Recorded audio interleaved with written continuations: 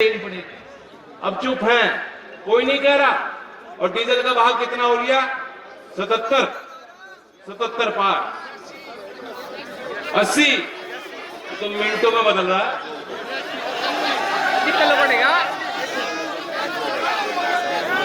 अगर सुधार करना था तो यहां सुधार कर सकते थे कि किसान को सब्सिडी देंगे। बताओ राजी हो कि नहीं इस बात को? वहां सुधार इनसे हुआ नहीं।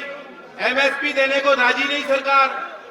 और ये 3 कानून, काले कानून, जिन्हें आम पब्लिक कह रही है, आम किसान कह रहा है, साधारण किसान सड़क पे किसी भी क्षेत्र में जाके पूछ लो, आम आदमी कह रहा है काले कानून। जुबान पे लग गई बात, जो जुबान पे दबाव बनाने के लिए आंदोलन रचा। 15 साल की उम्र में 2 बार नोबेल पुरस्कार में वो नामित की गई शख्सियत है, बहुत बड़ी। जलवायु परिवर्तन की कोई अंतर्राष्ट्रीय स्तर की बैठक होती है, वहां जाती है और कहती है भविष्य की पीढ़ियों को बचाना है तो इस पर्यावरण को बचाना है। कौन सी गलत बात कर दी उसने? ये वो लोग हैं जो बनाना जानते हैं, निर्माण करना जानते हैं। देश को आजादी की लड़ाई में इन्होंने योगदान दिया, देश को बनाने का काम कर रहे हैं, पेट पालने का काम कर रहे हैं। और आज तो तिरंगा भी आपने दिखा दिया। ये भाजपाइयों को तो दूसरे झंडा थामना पड़ेगा, तिरंगा न बचला। जयंत भाई इधर को।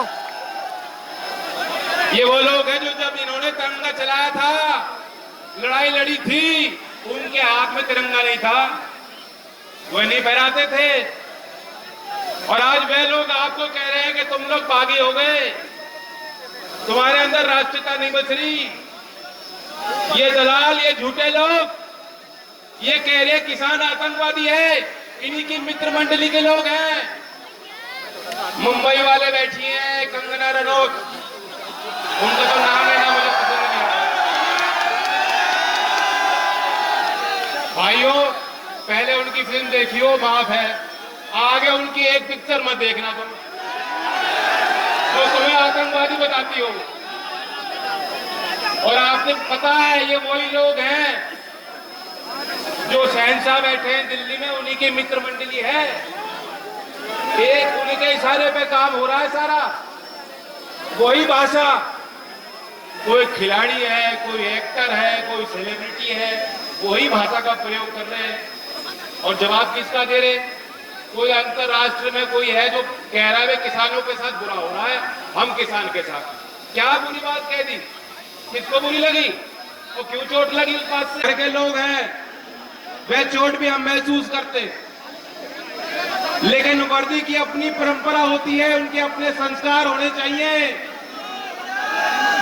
वर्दी पहने हर एक अधिकारी को, पुलिसकर्मी को मैं बात कह देना चाहता हूं,